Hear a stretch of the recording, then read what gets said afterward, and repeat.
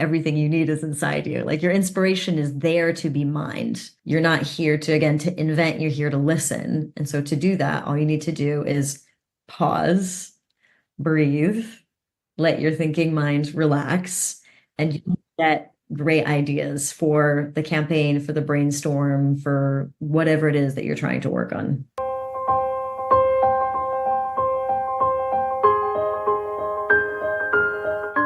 Welcome to Bloom.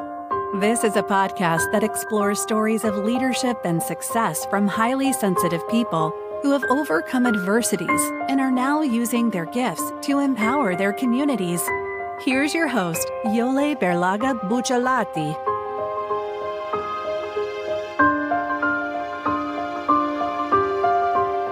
So, welcome to Bloom, a place where we inspire you to dare to create meaningful change in the world.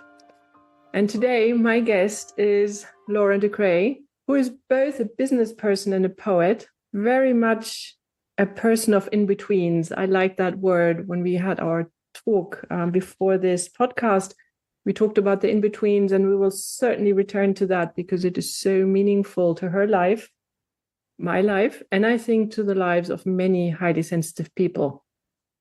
And just to briefly introduce Lorraine, you live in New York City and you are French-American. That's just the first in-between we're going to talk about. And you studied at HEC Business School in Paris, Columbia University in New York, and also at the University of Montreal. And I probably forgot one more. And is it correct that you studied American studies? That was your main concentration? Or would you say I am missing something here? So there's another in between there. In business school, I was studying sustainability and social innovation. And then I was also, the other school is the École Normale Supérieure, where I was studying literature. And that's when I majored in American studies. So yes. Yes, thank you for that clarification. So you will see, I mean, Laura did so many things that we'll probably need half of the podcast to cover all of it, but I'll do my best. So you were a speechwriter for a while, and you also worked for Google for 6 years, and you started that actually to develop the virtual assistant for French-speaking individuals. So that already, points quite in, the direction your work took later on, or is taking on now. And that is that you're working with AI and mental health. You say, even though you do so much poetry and art, you are so interested also in this virtual world and the AI world and the connection of it. And we will talk about that a lot. So you call yourself an artpreneur, which I really love because that is one of those wonderful in-betweens, and that's a word you actually created. And so let's shift to the artistic side. You wrote a book that's called Tongues Tied, but you also published a poetry and music album with Adrien Rumi. You lead poetic leadership courses. You lead courses on how to write poetry. One of them I took a part in, and I was really, really surprised that one popped out, lay dormant somewhere in my beingness and my in-betweenness. Yeah, and I'm sure I missed something. But the thing that I really thought would be so interesting to bring to this community is this bridge that you keep building between the arts and being an entrepreneur. So that's how you created that world. And to actually bring to your audience an understanding that they are not mutually exclusive, quite to the contrary. And I want to bring a quote that really struck me when I first read it, and you have that on your homepage, which we will put in the notes so that people can find you. So the quote is, "Poetry and business require vision, the ability to see beyond the surface and into the essence of things." And I think that nails you. So over to you now, to your beautiful self. Thank you. I think that that introduction reminds me of Walt Whitman's words in Song of Self, where one of his most famous lines is, "I contain multitudes," Yes. which I believe to be true of everyone. But thank you for making that a reality in that introduction. Where to start? I mean, I'll start with that quote, I think.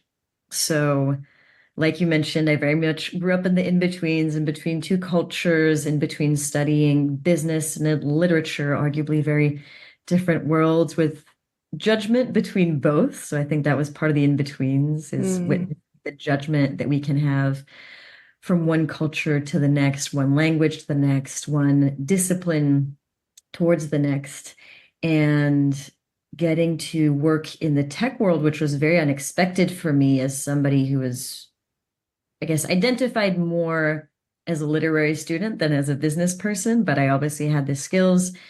I got to work in tech with a lot of creatives, journalists, game designers, novelists, and our job was to develop the personality of the Google Assistant. So we were really mm. the human touch in the world of virtual agents. And I got to witness what to me is quite baffling, is that the tech world, and I think the business world in general, appears to hire for hard skills or to reward people for hard skills, performance that can be measured. And what Mm. measured tends to be on the hard skill side of the spectrum. And yet, everything that we were asked to do required quote unquote soft skills, Interesting. creativity, innovation, right? Thinking about like such a strange idea, right? Developing the personality of a virtual agent Mm. is extremely soft, quote unquote, but hard in actuality. I like to say that soft skills are hard skills because they're the hardest to master because they're Yes. so unquantifiable, and they evolve and they're so relational. So it struck me during those 6 years, this kind of contradiction between the emphasis again on measurement, on hard skills, and yet the need for these soft skills, the skills that I actually consider to be very poetic, because one of the asks at Google of employees, for instance, is to thrive in ambiguity. Mhm. There's nothing more poetic than ambiguity, right? It's the opposite of something that's measurable. You're in an in-between, you're in a state of uncertainty. You don't know where you're going, which is very opposite to the logical mind who wants to have a clear plan, know where you are headed, be able to measure how far along you are towards that goal. And so to me, it seems essential that employees, whether in tech or elsewhere, get more tools to be able to thrive in ambiguity. And so my version of that was using poetry, which I started writing also when I started working at Google through just personal life events, right? They kind of cracked me open and poetry started to come out. And I realized that that personal experience of uncertainty and ambiguity that poetry helped me navigate so well translated very well to the business world, where again, we're asked to thrive in ambiguity. And what are poems, if not small experiences of ambiguity, right? You read a poem and you're not sure what's going on in the poem because multiple things are going on at the same time. And I think from being comfortable with that ambiguity, we can start to think also in more innovative ways, which is another big thing that companies ask of us, right? Come up with a brilliant new campaign, invent the best next product. But to do that, you kind of have to step out of your patterns. You have to step out of that left brain that's very logical and very measured and regulated, and step into the right brain that is poetic by definition in my book. Yeah, because it can do metaphors really, really well. And it can live with ambiguity, which the left brain really does strongly dislikes because it wants to have categories. So we are already deep in highly sensitive territory here. And I find it's so interesting that you describe that the industry demands a certain thing, but yet the structures are not there for that yet. Because there are so many structures that are hierarchical, they're linear, they're in categories. You need to produce a certain result. And what I really like here is that you say, again, we're an in-between here. That will come up a lot, meaning there is a transition happening right now.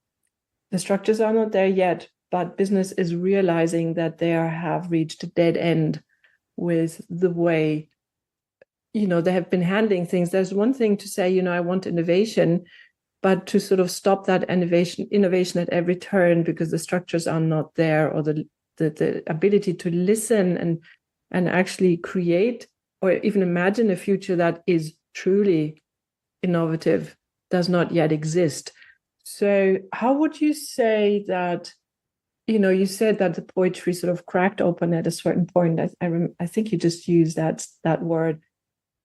Can you talk a bit more about that moment, and maybe if that was also a defining moment for you to say, I cannot step into who I am and create that change if I do not take the high sensitive part of myself into the equation? Absolutely. So I grew up in France, where poetry has a big role in culture, right? We learn it starting in primary school. Although what I remember from that is having to learn poems by heart to recite them in front of the class. So stage fright, my main memory from poetry classes, rather than emotional sensitivity or really developing my imagination. No, it's great stage fright right there. There you go. And that relationship to poetry continued on through my studies as I studied literature. I always knew it was this very beautiful art form. It felt very unreachable to me, almost mathematical because of how structured it was. And maths were not my favorite topic at all. So I didn't resonate with it until the hypersensitivity and the emotions cracked me open, like I mentioned. And for me, that was two things. The first one was a romantic breakup, as cliche as it sounds. I think there is a reason that big emotional shifts allow art, whether it's poetry or music or dance, to come through. And the second one was my living in New York, but that one's a little bit more contextual. So I go through this breakup when I'm in my mid-20s, and I have spent much of my adult life at this point writing. I was a music journalist, a speechwriter, like you mentioned. I did a lot of academic writing, so all very logical, linear writing so far. And I'm faced with myself after this breakup of asking myself, okay, what do I want if I don't want this relationship? Who am I when I'm not in this relationship? And I started journaling every morning, just stream of consciousness, trying out Julia Cameron's method, artist way of morning pages, which felt very antithetical to my approach to writing and literature, which was very structured and academic. And something happened during those morning sessions. I caught myself playing with language, just playing with the sound of words, with the rhythm of sentences. And I had an aha moment at, again, about age 25, that this was poetry. And it was so different from the poetry that I'd studied and read, because it almost felt like a nursery rhyme. It felt childlike. It was very playful. And there was a lot of pleasure in it, rather than, again, structure and strict form. And I just gave it this space to be, which I think is crucial in my poetic practice, is space, quite literally space and time, and listening, which you mentioned as well. It took me a few years, but I started to understand this quote by Jean Cocteau, who says, "The poet doesn't invent, he listens." Yes. Which, again, very different from my, type A, hardworking brain, who is used to being given an assignment and delivering on it and being able to pretty much anticipate and control every step of that process. Yes. Poetry is very different. It does come to you. It takes craft. And this is what I learned in the process is, okay, great, you have this impetus to write, but then I didn't know, when do I capitalize? How do I use stanzas? How do I decide on the line length? I started studying all that to be able to give structure to that impulse of creativity so that it can exist in the world. I think you need Mhm. both form and inspiration. And this actually, I think, ties back to the business world, which tends to be overly obsessed, I would even say, with form, with the structure, right? With meeting those KPIs and those OKRs and those metrics, and to a point where we almost confuse the metrics for the goal. Yes. Metric is only there to measure something, to help you understand how far along am I? Have I wandered completely off the path? But when they become the path themselves, it becomes this kind of wild looping Yeah, dynamic. it's a closed system, completely closed system.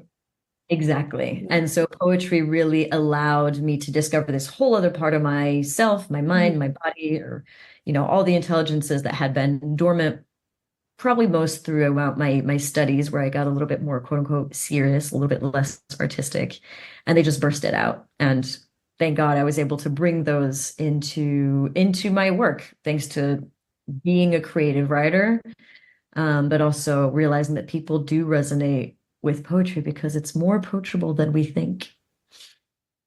Yeah, there's this idea that I also carried because, I read so much poetry. It's like, if it's not Baudelaire, if it's not Verlaine, it's just no good. And you have this idea, of these giants, and one forgets.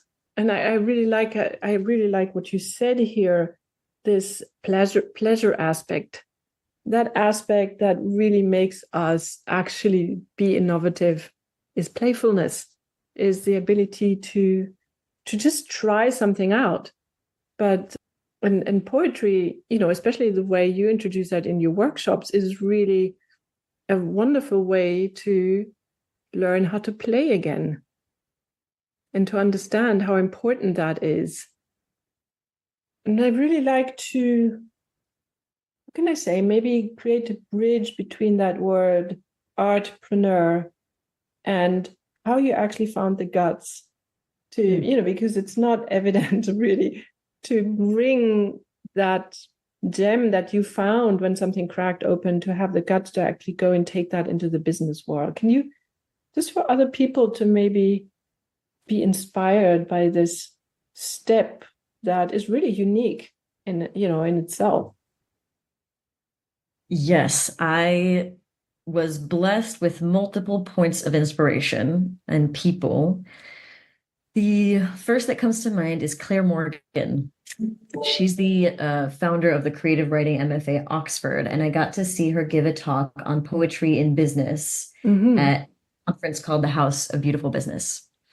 And I absolutely loved how she bridged both of those worlds. And she has a book that's called What Poetry Brings to Business, which I immediately read and absolutely loved. So that planted a big seed for me that, oh, there is somebody out there that is, incredibly eloquent, incredibly well researched, who is starting to do this work. So there's something there. There are people who believe in this. And then the second point of inspiration was honestly the team I was working with at Google. Again, very creative, very open-minded, open-hearted, emotionally intelligent folks. And during COVID, obviously, we all started to work from home. And I felt a strong urge to do something to support the team. And I had been already facilitating mindfulness workshops internally at Google. And I thought, okay, this is the time to plant this seed of a poetry workshop that I've had in my mind for a long time. I piloted it with my team. They gave me feedback, helped me refine that the angle was going to be more around well-being, because I asked them, would you be more interested in poetry for work in this more almost like, again, hard scale way? Do you want it to be for well-being, or a third topic, which I don't remember now? And they all voted for well-being, probably given the circumstances. So I piloted it. And then I was able to keep on testing it out with other employees internally and get this feedback loop, which I think is so important to trying out anything. I would recommend to anyone, if you have an idea, just trial and error, which I know is more of an American mindset than I know at least to be a French one. And perfectionist, I came a long way to think that I could try something without it being absolutely perfect and packaged and finished. But just starting with a small group and getting the feedback, which is both helps you improve it, but I think also helps you, or I'll talk for myself, helps me believe in the value of what I'm doing. Because hearing people say, it helped me focus back on my work. It helped me realize I'm not alone, feeling stressed out or anxious or excited, whatever the emotional experience. Affirmed what I knew personally in my heart, but made me realize, okay, this is a value to the broader world. Yeah, I mean, what you also describe is there's a hunger for it. Yeah, there is a hunger to step out of the systems that keep us so tied down, a bit like hamsters on a wheel. And I think many people, not just highly sensitives, are beginning to be tired of that. And during COVID, it became even more condensed under pressure. And the other very important point you make was to actually, if you are in a community that is open and creative, it makes it possible to just say, look, guys, I have an idea, let's try it out, without having that huge pressure of, sort of bringing something into a world where you actually think there might be a lot of resistance to it. So what you mentioned is really important, go and find some sort of community and then try it out there and see whether it's going to grow from there. Rather than if you want to introduce change, and this podcast is about change leadership, to not just jump head on into something and, maybe try it untested in an environment that cannot actually really apprehend what you're talking about because it's so foreign. I think that's a great point. It's almost that second approach that you're talking about of kind of launching immediately. It can bias the feedback that you're going to get, right? It can make you think that your idea has failed, where maybe the essence of it hasn't, but you've just gone ahead and launched a whole package thing perfectly, quote unquote, and it just doesn't quite fit. It's like a puzzle piece that you've decided is going to fit with the world. And then when it doesn't, you think the whole thing is a failure rather than having a bit more of an organic approach to it, which again, to me, just feels like a more poetic approach where I don't know that anybody sits down to write poetry with a very clear idea of what they want to write. Or if they do, I'll say, I have sat down at times and thought, I'm going to write this poem about this thing. And it never happens that way. No, right? No. Start writing about that, but then whatever needs to be written gets written. And that's the playful part and the curiosity part that you were talking about, that also so many organizations and companies claim that they want. Exactly. But you need to create that space for risk, which is probably going to cost money. Like there's a bottom line. It's like, yes, you're going to have to pay people to try things out that might not result in a clear product or service. And if you don't have that open and safe space for play, and I think that safety is very much tied to telling people, hey, you're not going to get fired if you don't do it within that time frame. Again, we're back to linearity and boxes and numbers. You and I talked about this at another occasion, that poetry is connected to feeling. So if you sit down and you cerebrally think, I'm going to write a poem about da da da da da, and that's actually not connected to your emotions, nothing happens. And the interesting thing for me in your workshop was there was something really, really going on in my emotional system, that when there was space for it, my emotional system, or whatever you want to call it, my feeling body just said, and here it is. If I had wanted to come up with it in terms of left hemisphere, just adding words to each other, I mean, the first sentence just sort of popped in my head. It was like, okay, this is what you feel, and let's spend some time on that. And I think that is a completely underestimated aspect in business because feeling is sort of poo, you don't have feelings. Even though it shapes our decision-making process, right? The Exactly. science shows that although it feels like a rational mind is making the decision, it's actually all No emotional. way. No way. Explains after the fact, or it interprets after the fact why we made the decision we made. So you might as well use it to craft something rather than, discard it. And it seems to me that what you're describing, your experience in the workshop of like relaxing, giving yourself the time and space to let the words emerge so quickly, that is actually incredibly efficient, quote unquote, right? You're able to come up with something really creative in a really short amount of time, but rather than going at it in this very linear way, it was actually about pausing, stopping, relaxing, and letting it come out. Like, how amazing if we could work like that in an office, or yeah, just imagine. and if you could approach projects like that, like, okay, let me tap into my inspiration. And I think we can. And that's at least what I ambition to, share with folks in my workshops. It's these seemingly simple hacks of this very big trope, but everything you need is inside you. Like your inspiration is there to be mined. You're not here to, again, to invent, you're here to listen. And so to do that, all you need to do is pause, breathe, let your thinking mind relax, and you get great ideas for the campaign, for the brainstorm, for whatever it is that you're trying to work on. Yeah, brilliant. And that brings us back to the high sensitivity that has these interconnected brain and these this open brain, which actually predestines us to do exactly what you just said, if we actually know how to do it, if we have learned that is one way to access that knowingness that we actually need for innovation. It's that the complexity can just be there by itself rather than sort of trying to create it from a left hemisphere space. So I would actually claim, and this is just a hypothesis, that highly sensitive people are predominantly right brain people. Mm-hmm. Yeah. And if that skill goes unused, we actually suffer. We suffer because it's not our mode. It's not how we function.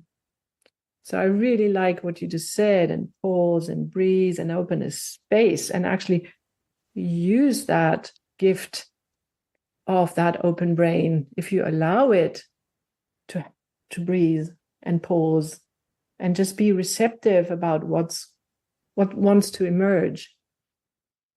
And I think this is a really nice place. Myself being a therapist, I just love that quote that I also found on your page, which is, poetry was the affordable therapist we needed all along. So just think that fits perfectly here.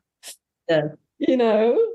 How many times do we actually need a therapist because we end up in rabbit holes of left brain complexity rather than allowing things to simply emerge and allow our feelings and emotional depth and amplitude to actually be translated into something that we bring to the world.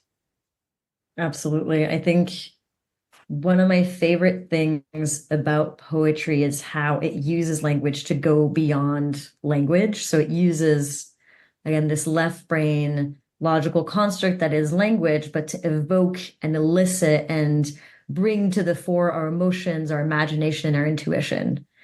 And it brings it to the surface of the page. If you're just even reading a poem, I'm not even talking about writing a poem, but you're reading a poem and you're going to have some form of emotional reaction to it, whether it's, frustration maybe, or absolute delight. And the beauty is that you can go back to this very familiar thing that is language to start and unpack, understand why you had the reaction that you had.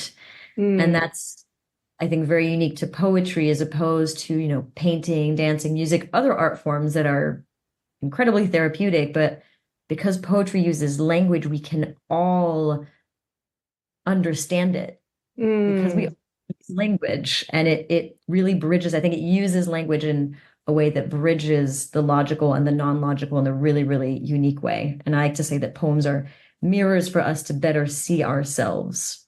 Yeah, absolutely. Yeah, absolutely. And I think you've mentioned that a few times now, and I would just like to spell it out again, that we are both not in the business of being, anything goes. You've mentioned a few times the importance of structure, but it's if not equally important to the creativity, but at least there needs to be a certain amount of structure for it to be well, I want to say useful, but that is not a good word. Maybe you have a different word for it. But things that have no structure at all are very difficult for human beings to grasp. That's not the way we're built. Exactly. I was thinking, as you were saying that yeah, structure helps us perceive things. Right? I think that probably at the essence of it, the world is an extremely chaotic place with a bazillion stimuli, and yet the way our bodies are shaped help us organize that stimuli in colors and shapes so we can actually move through the world, right? And I think we've all seen images of how like cats and dogs see the world, and it's so different. And our makeup allows us to perceive in a way that organizes the chaos. And I think that's why form is important. And if you think of a form without structure, and there are very experimental poems out there that still play with structure because they're resisting it or they're reacting to it. But what makes a poem really impactful is the way that it's organized, or a song, a piece of music. It's the harmonizing of it. And then the disharmony, again, is still just in a reaction or responding to the concept of harmony. So I don't think we can ever really free ourselves from form. No, I don't think we've so. gotten a little People have bit tried. Obsessed with it. And again, I think we've confused form with the thing itself. It's like thinking that you're just a skeleton and forgetting all the other parts of the body, right? We're not just the architecture. There's all the parts that are inside it. Yeah, and that there's different content. Yeah. Yeah, I like that.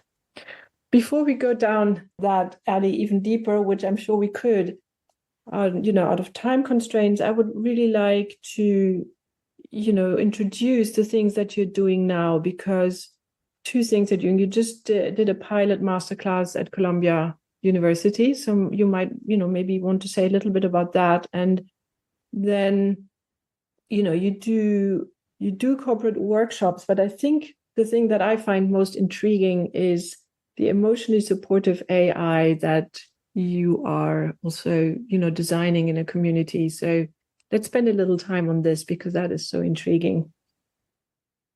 Yes, I think there's a lot of space for AI to actually help us become better communicators. And when we talk about mental health and AI, usually the conversations focus on therapy bots, right?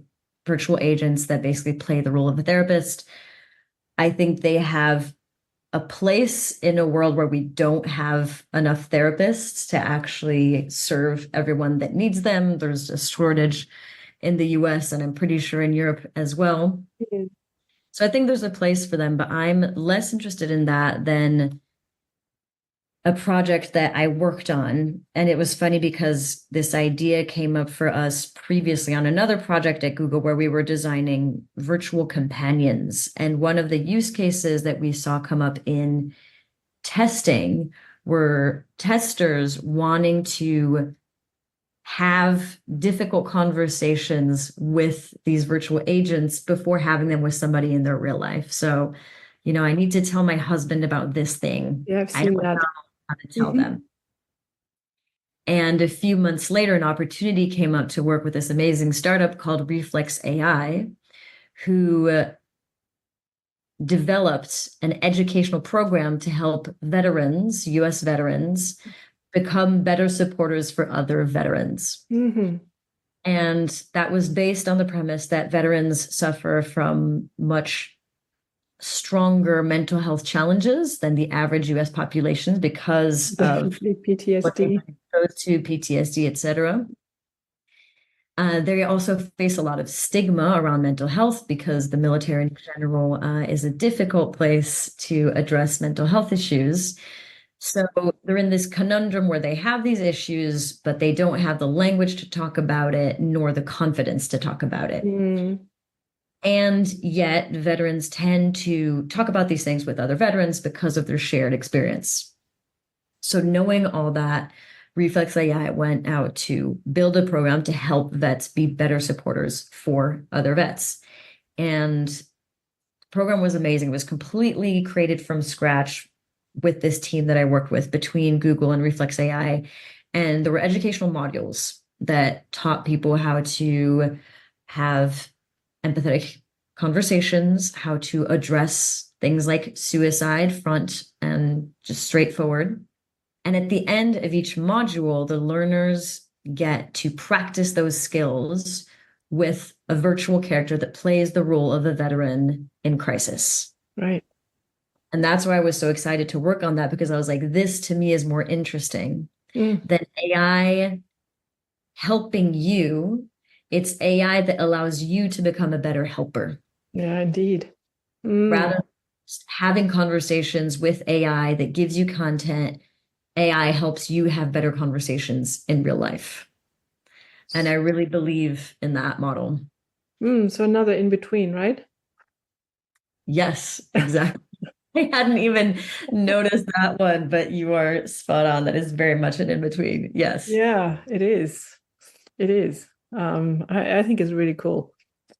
Yeah, I think the So, power there is that we know that people feel less judged by virtual agents. So it's easier to practice having delicate conversations where you legitimately might be afraid of offending someone if you're trying out, a conversation about mental health. So in this case, you get this low stakes, judgment-free, conversational space, kind of like a flight simulator, but for conversations. yeah, I've heard actually people say that it helped them a lot. It's sort of I wonder if they're going to come up with that for people who have stage fright as well. Because it's very similar, in that, well, in a way, it's not wanting to overstep with other people, but it has an element of, putting yourself out there. It's a small degree of exposure. It's trying Yeah. something out that you otherwise wouldn't try out as well, right? So I think this is another great example of AI not replacing humans, because in this case, the veterans weren't practicing the conversations at all. Mm. So it's only a value add and not a replacing of a human role, Yeah. Yeah, which is, exactly. Yeah. legitimate concern. Mm. Since we are a bit short on time now, you can choose. You can, if you like, you could introduce, the masterclass you're doing, that pilot you're doing, which I think is really interesting. And the last question I usually ask is, what did we not talk about that you think is important? So, maybe these two things belong together. I don't know. I leave that up to you. We want to use these last moments together for. Yeah, I'll happily talk about AI and creative writing because I think it's such a burning topic, and I've been learning about it, honestly, so much over the past couple of months. So, yeah, I was lucky to do a master class, a pilot master class with filmmaking students at Columbia with other amazing collaborators, Mathieu Laurent, Matt Laurent, and Pierre Zandrovich, and other people who helped design the course. And I was in charge of the writing section. So, how do you come up with a script? And I think the biggest myth that was busted during that class was that AI was going to write the script. Ah, That was not the case at all. Actually, the students were surprised by how little writing ChatGPT, which was the tool that we use just because it's free and practical, how little ChatGPT wrote the script. And that's because we taught them how to use ChatGPT as a brainstorm partner. So you can simply prompt it to ask you really relevant questions to whatever it is you're doing, right? So prompt it by saying, you're a very talented screenwriter. I want to turn my idea of a movie about a walking apple into a script, ask me 5 questions that will help me develop my world, my characters, whatever it is you need. And then GPT turns into, again, more of a conversational partner that can do really convenient things like recap your conversation. Remember the decision you made earlier on in the conversation. You can ask it to critique whatever decision you came on or the end product, your final script. You can ask it, critique it based on this or this feature, give me a grade. And then you could even ask it, like, can you rewrite the script based on your critique? But it was very much about being in dialogue, because the thought that ChatGPT or any other large language model at this point is just going to produce a quality script or a quality novel or a quality poem is just not the case. I don't think that will ever happen. And I think it's the conversation that was the most interesting part. Also, because as you have these conversations with AI as a creative tool, you start to learn about your own creative practice. Because you have to wonder, okay, what does make a good dialogue in a film? Or for me, what makes a good poem? So if I'm prompting ChatGPT to write a poem, I have to think, is it, do I want rhymes? What kind of stanzas would be fitting for this? What kind of, meter? I do have to go into the technicalities of it. And so I have to essentially be more thoughtful about my own craft to use the tool. Yes, I like that. That's really beautiful, this aspect of being in dialogue, because that, again, is so important to, our community. We need that dialogue.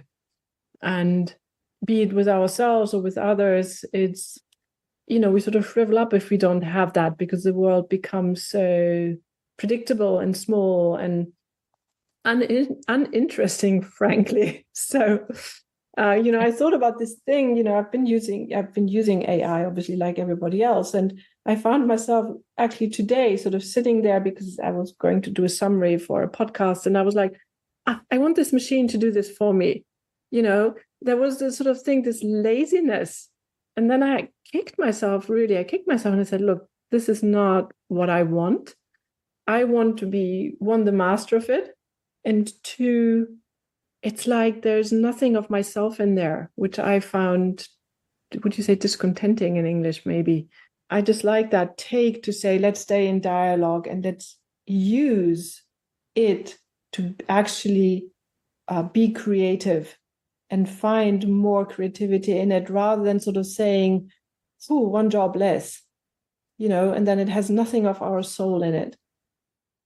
And the best, all of in my personal use and in the masterclass, the best ideas came from something maybe that ChatGPT said, but that sparked an idea. It never just gives you the response or like, yep, this is good, this is great. It truly is this sparking aspect, the unexpected parts of the conversation that are the most fruitful. And I'd love to read this poem by an amazing artist. Please do. And that we started the class out with this idea that, this course that we were giving was not about bypassing the craft or the creative process, because so much of art is the process. You might get into poetry or painting or filmmaking for that end product, but you realize as you make it that the art is in the making. The end is just a small percentage of it. Yeah. The making is the juice, the fun. It's the art. Exactly. And so this poem is by poet Joseph Fasano, and the title is For a Student Who Used AI to Write a Paper. Now I let it fall back in the grasses. I hear you. I know this life is hard now. I know your days are precious on this earth. But what are you trying to be free of? The living? The miraculous task of it? Love is for the ones who love the work. I think that poem captures exactly what you're missing out on if you use the tool because you're lazy to jump to the end results. Yeah, to a perceived end result. Yeah. Exactly. Because as we know, again, innovation comes from the wanderings and the unexpected twists and turns that you're going to take as you figure out your way through the process. So this is a wonderful, thank you for reading that. And it's such a wonderful closing thought for this community, because we thrive so much on creativity. So this just makes a really important point. It's not either or.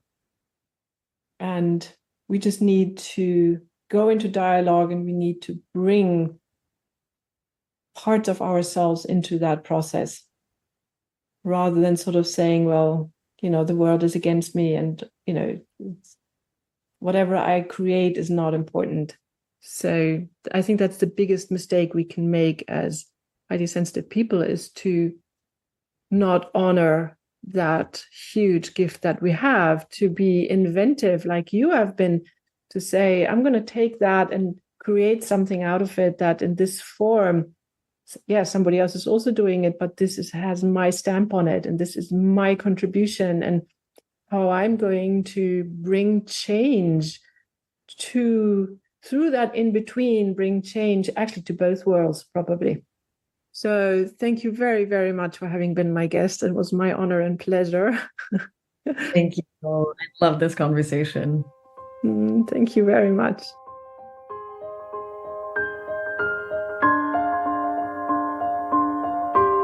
If you want to continue this conversation, book a free 30-minute consultation on Yole's website at integralcoreproject.com/en/contact. And we invite you to join the support group for highly sensitive people. To join the support group, go to integralcoreproject.com/support group. Thank you for listening to the podcast.